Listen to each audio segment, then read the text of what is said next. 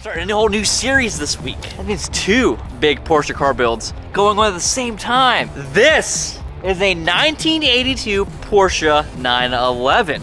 And we're gonna be doing a lot of metalwork to it. We're gonna start off by flaring it. We're also gonna do a backdate, which means we're gonna put the long hood on it.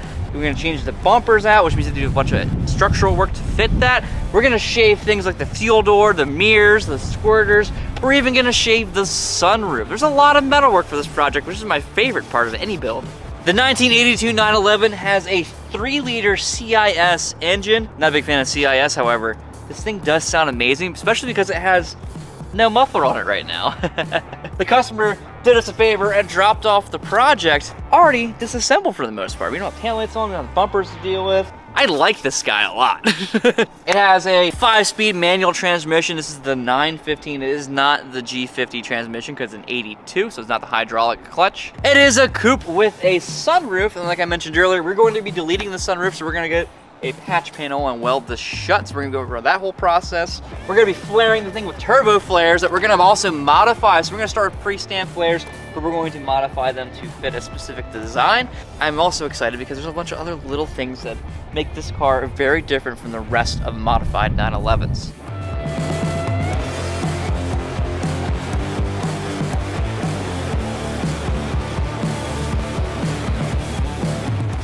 We have flares. Yeah. I'm not making flares this time. It saves me some time. However, we are going to modify these flares, which I will go into when we get to that point.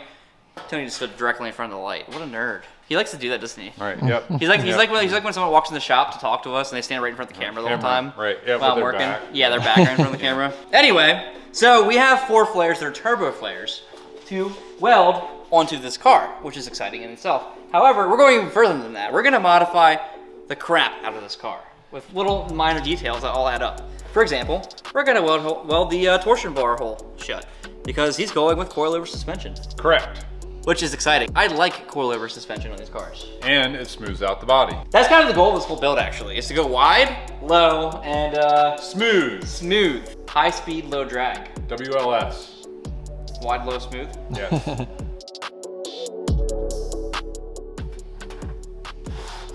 Done.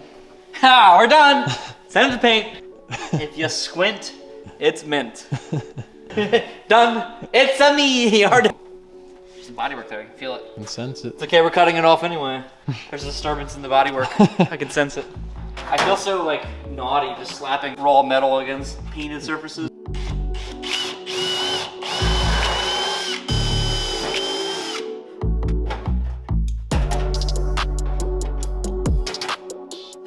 I get the old tap afterwards. It's called raking the Clico.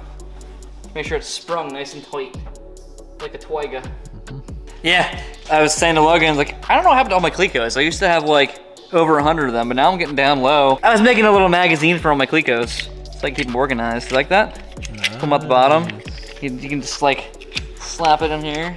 Oh. So you can keep that thing on you at all times. That's slick. It's not perfect yet. Someone's gonna steal my idea now. Keep it handy so you can keep the thing on. So when you're putting panels up and you have nowhere to set them down, you can go, I got a Clico. Oh. Best part, I 3D printed this in one piece. I also designed this like a year ago and forgot I had it.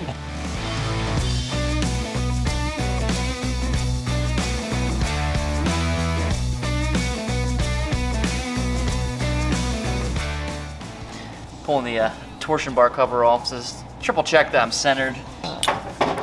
So this is the cover for the torsion bar that goes through, and the torsion bar is the suspension of the car. It springs and it rotates. This car is getting converted to have coilovers. We're not doing the conversion. Yeah, I'm gonna move the flare up a little bit, it looks like.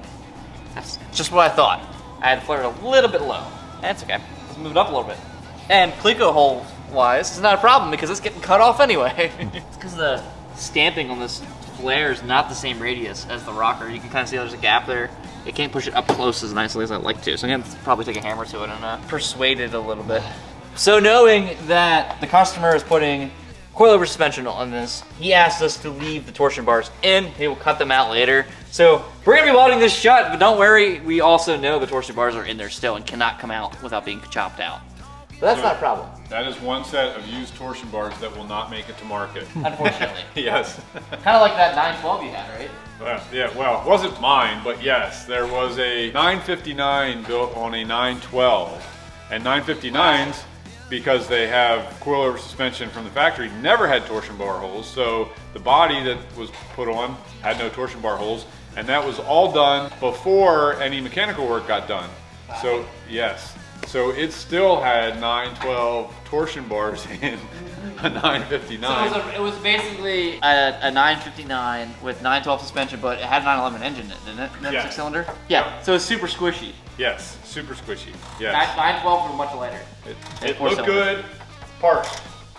It looked great, parked. And it sounded good because, you know, it had a loud exhaust on it. But Yeah, yes. naturally. Yep. Revving it up in a grass field or a parking lot. That's really funny. Ah. See, we were just one Tony story away from me getting this other torsion bar cover out, so it worked out.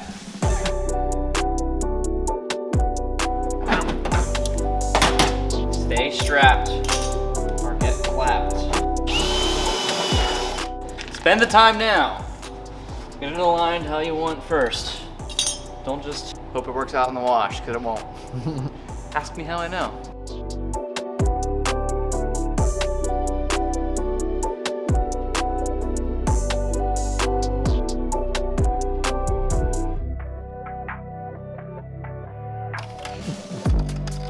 How do you make a circle?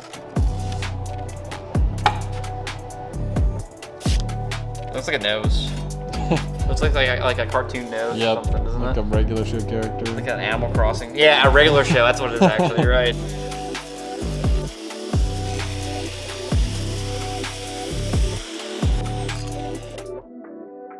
Yeah, let's make this first one first.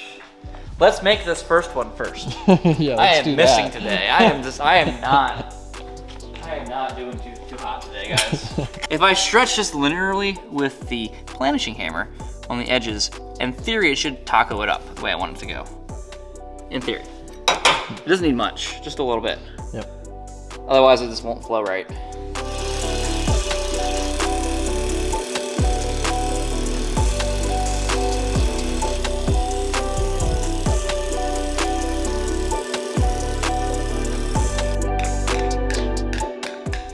I have all these tools in the shop.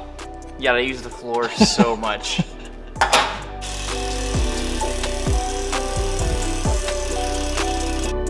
I was about to use die cam on this like I normally do, but I realized I can see my scribe line pretty easily without putting die cam down. So I'm gonna scribe this, grind it all back, and then I will remove the paint. Huh? How do you like that, Logan? Pretty clever. How do you like them apples? This video has been paid for and sponsored by Vevor.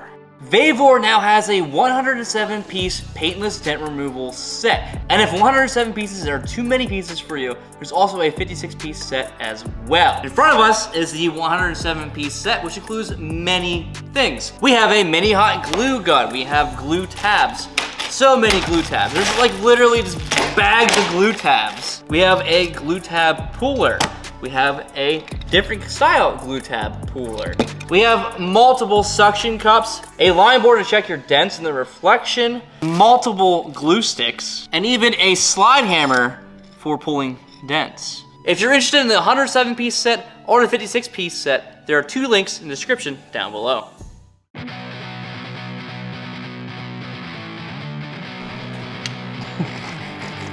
Safety first, my dudes. Well, I like these safety glasses more. These are weird. I don't like wraparounds. I'm more of the Ray-Ban style. So. There you go. Stay inside. What's up?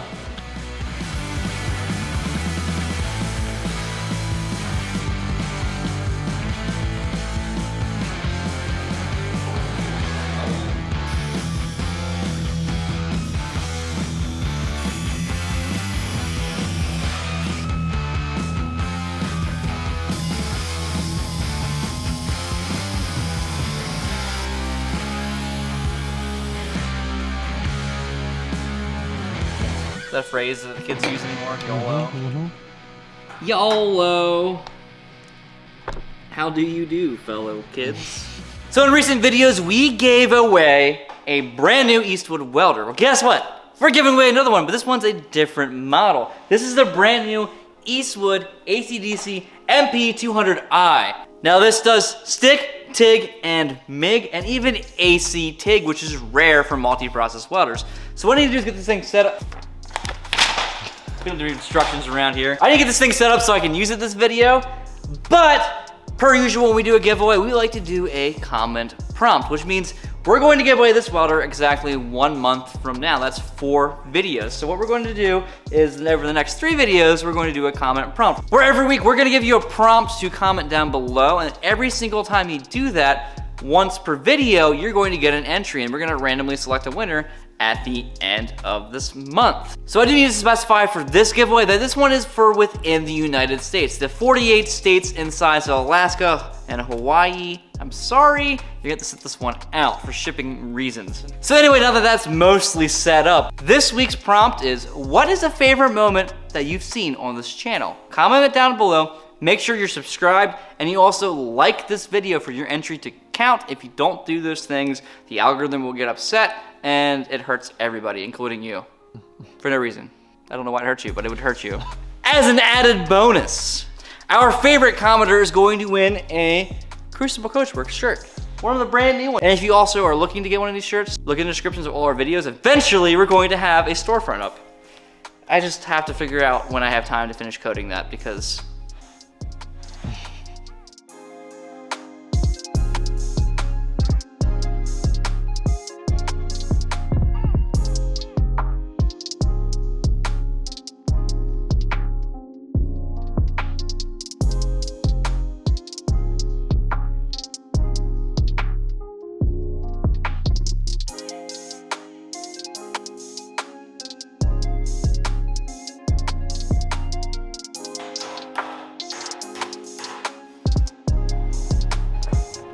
check it out. That went very smoothly. And we're gonna reveal the penetration, which I have not checked yet, so hopefully it's good. Look at that! Appropriately penetrated. As, like, technically correct that statement is, I feel like it's a bad statement. So, I have it welded. I'm gonna let it cool naturally. I will not force cool this. If you force cool welds, they will become brittle, they will shrink really badly, they'll warp around. Don't do that. Let it cool naturally. Take a break. Go get some fresh air. Get some coffee. Text your cat. I don't know what you want to do while you wait for it to cool. Let that happen. After it cools, we will revisit this, and we're gonna planch it out to the shape it's supposed to be. And then we're gonna do it all over again for the other side.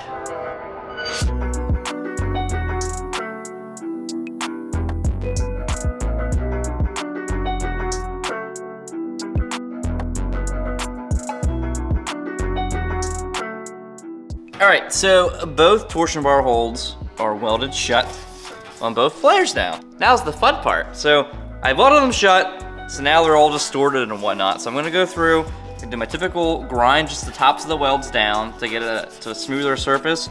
Then we're gonna planish the welds, which will stretch them back to where they should be. Then we'll have a nice flow for both panels.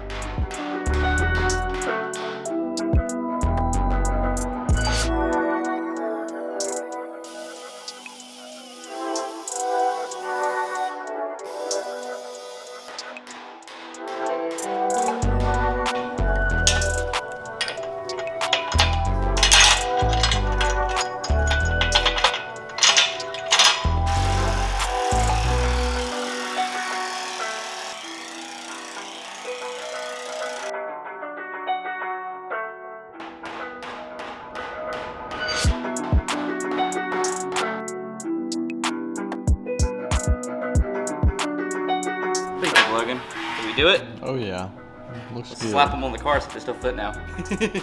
Hopefully I didn't warp anything around that causes a twist, but I believe I did not. Our backdate for the front end. So the front edge of the fender is gonna get this style turn signal and bumper horn cover grill thing. Yeah, there's a lot of work to do this car.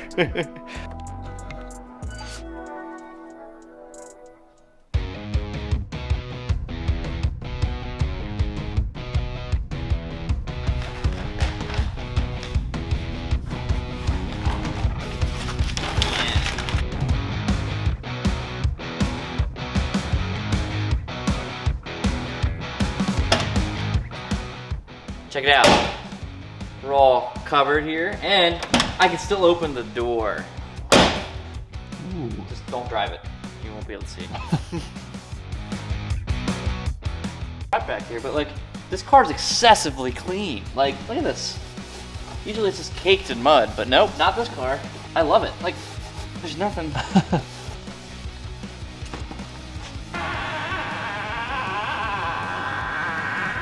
Yeah. Sounds like my knees. I have a little issue with these flares. As you can see, the stamping is very weird. Like, the edge of this flare is extremely rounded, whereas the original OEM edge is very sharp. So what I'm gonna do with the hammer dolly is go through and sharpen up this edge so I can actually butt it up to where I want it to be. Otherwise, it's not gonna match. You're gonna have like a nice soft edge here and a sharp edge there, and there's gonna be a cut line there. And I know like the turbos in general, like they're like a little bit like softer, I think, on the edges and whatnot. And we're also like, we have the bumper we're gonna make. We have the original like narrow body early bumper. We're gonna have to flare that out as well. So we'll be able to make the bumper match, like the edge match this edge. So it's not a huge deal. However, I don't want like this to transition to that like night and day. So we're gonna make sure that it kind of blends nicely.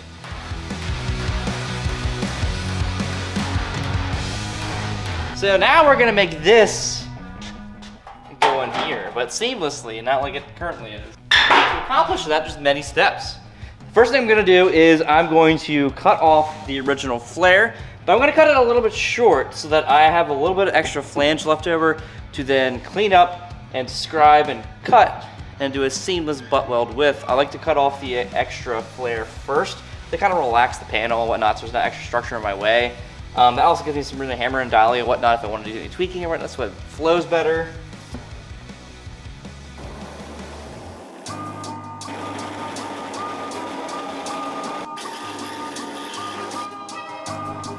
These are actually worth decent money, you know that? Really? SC flares, you can't buy them stamped. Precious.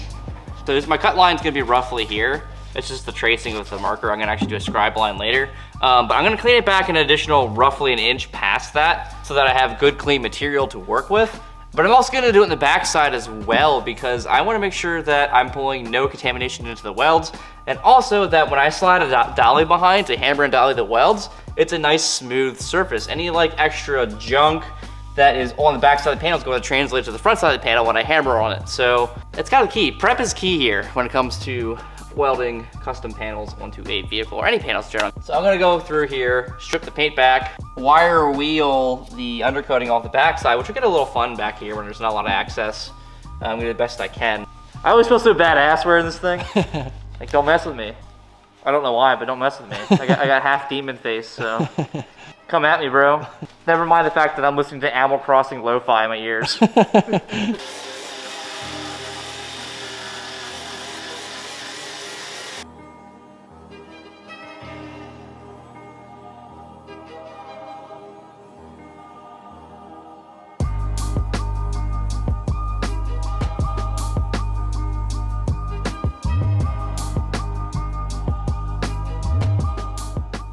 I've got this quarter panel flare prepped. Now on the back side, to prep it, I took a red Scotch-Brite and I Scotch-Brite every square inch of the backside. So when we epoxy the backside of it, it's already pre-prepped. Save myself some pain, especially in the areas I can't reach as well. Also, I sanded the edge here back roughly an inch, and I did the same to the front. Well, up here, I sanded the outside back excessively farther than I needed to, just so I have pre-prepped area. And the backside, I did my best to wire wheel off the undercoating. Now there is some left back in the areas that's hard to get to. I don't want to spend a lot of time trying to get it out of the hard to get to areas when I'm going to be cutting it back. And after I cut it back to the final cut, then I'll clean out the backside and save myself some work there. Time for a brand new art composition.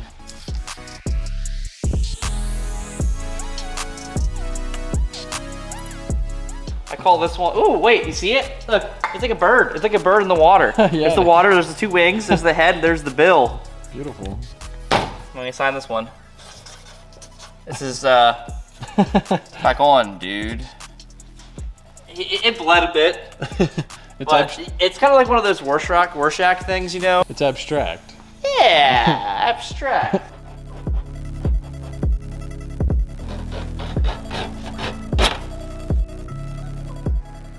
Before you run to the comments and go, what's that blue stuff? It's Dychem layout fluid, or Dychem, or however else you pronounce it, I don't know. I don't do words too good. But I can show you what it does, and so I put the blue Dychem down, which is basically a blue ink, and it seeps down into all the nooks and crannies, and then when I do a scribe line on it, it's very pronounced, and it is significantly thinner than if I use, say, a marker. If I use a marker to make a line, where do I cut that line? Do I cut on the left side? Do I cut on the right side? Do I cut down the center? This makes it easy. I just grind, or cut and grind back until that scribe line is gone. I'm gonna show you my other trick, which I've shown many times. However, I'm gonna keep showing it to you because it's very important to me and it's something that I do very, very often. Preparation is key when it comes to welding panels on, right? I keep my location by leaving little tabs. Now you can see I have multiple holes from the Clecos when I adjusted things. This is the hole I'm going to use. I'm gonna leave a tab here, so I'm gonna cut this side, cut that side, but leave a little tab so that I can Cleco the quarter panel back on.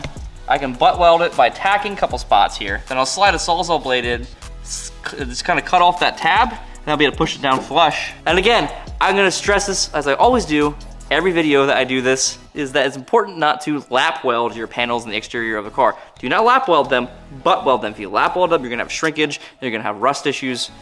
Just butt weld it. Save yourself the pain. If I don't mark the tabs, I've found that I tend to cut them off by accident when I'm in the groove.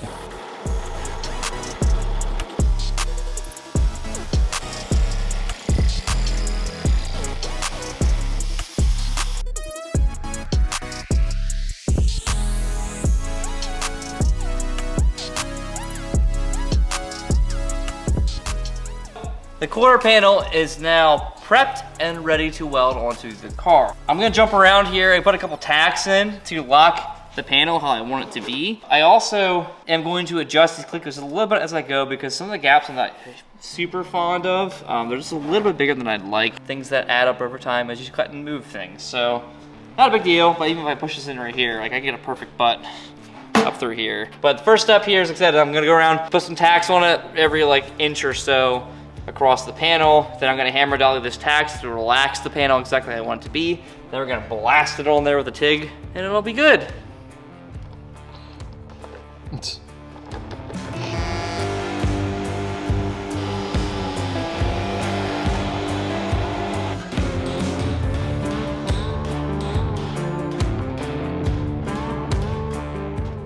So every tack that you put when you're going across your scribe line, cut line to fuse these panels together, every tack you put in there, it's going to expand and it's going to shrink even tighter than it originally was. So it's going to pull your panel even tighter than before.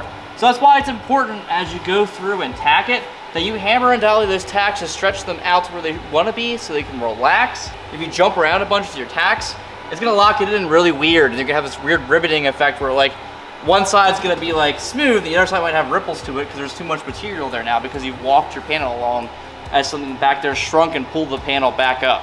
If that makes any sense whatsoever. It's very hard to explain.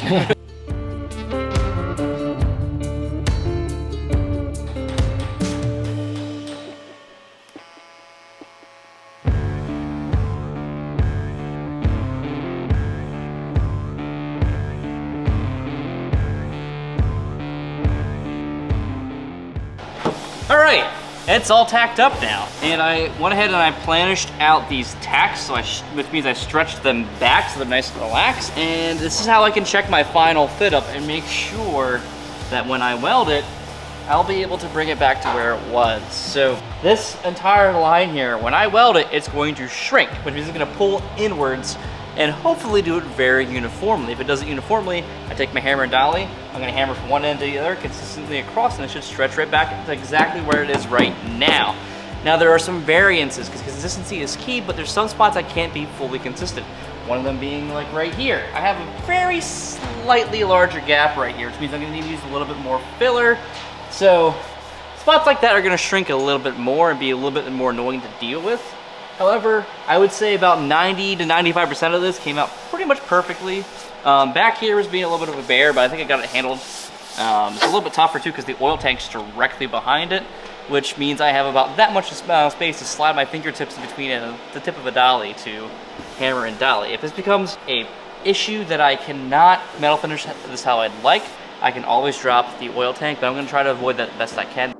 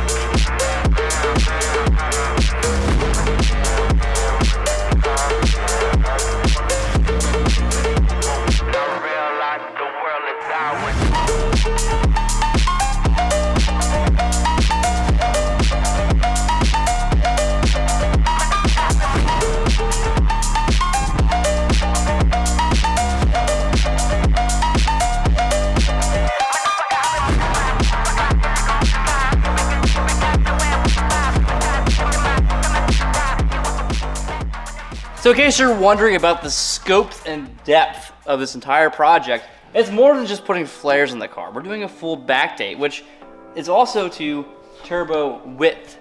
So like this, for example, this rear bumper here will eventually be modified so we can fit in here.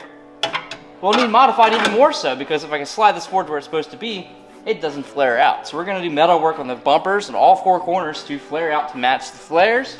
That includes the front. We have this rear panel here needs to replace this center panel. We've got front flares to do as well, but they're even more complicated because we're backdating the front of the car as well. So the backdate cars, they have these turn signal housings that are different than these impact bumper cars. Impact bumper cars have the turn signals built into the bumpers. So we're going to be fitting this up to the car and actually welding the end. But then this flare sticks out further than this does. So we're gonna have to also do metal work for this extension as well to blend it in. And then after that, we're also going to have to modify this original bumper, the steel front bumper. It's backdated. We're going to have to flare out the edges as well to match those flares. And the center latch panel is going to be replaced so we can actually fit the bumper on it. So we're going to be doing some structural work as well. And also the sunroof on the top. We're going to weld the sunroof shut. So we're going to be doing a lot of fun TIG welding in the center of a large roof panel. So that's gonna be extra fun. So all that to say, this project is only just starting. There's a lot of metalwork on the way. So thanks for watching, guys, and we'll catch you next week.